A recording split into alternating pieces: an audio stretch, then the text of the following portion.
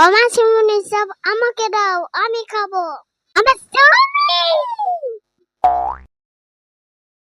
সব খেয়ে নেই বাবা।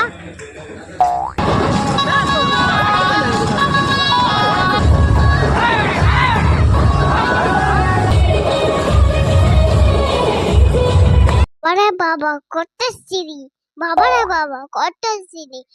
ও বাবা চলো তাড়াতাড়ি, এসো গো।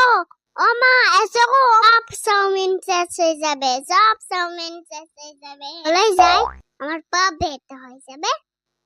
মা তুমি হেঁটে হেঁটে আসো, মা আমার পায়ে ব্যথা হয়ে যাবে না।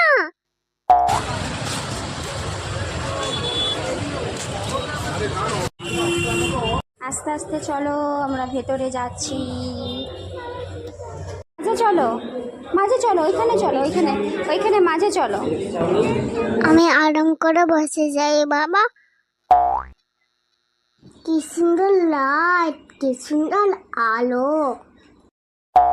ও আন্টি রুটিটা রাখো, আমি খাবো তো। কি সুন্দর চিকেন, টেস্টি টেস্টি চিকেন খাবো। রিজু কাকা, সুসেন মাসি তোমরা খাও না, আমি তো খাবো কি না। একটু আমি রুটি খেয়ে নিয়েছি, এবার আমি চাউমিন খাবো। মাছ, চিংড়ি মাছ। চাউমিনটা খেতে টেস্টি টেস্টি হয়েছে, কি বলো তো সুন্দর হয়েছে। মা তাড়াতাড়ি খাও, জলে যাও তো। খাচ্ছি, তুই আগে ভালো করে খেয়ে নে। পুরোটা পরিষ্কার করে খাবে কিন্তু, বাবা গুছিয়ে দিচ্ছে, আমি খেয়ে নিচ্ছি। আজকে হলো পুরীর দ্বিতীয় দিনের সন্ধেবেলায়। সকালবেলা থেকে বাসের চক্করে পড়ে যে হারে আমরা ভুগেছি, যে হারে কষ্ট পেয়েছি, সেটা আর কি বলবো, সেটা আর না মনে করাই ভালো।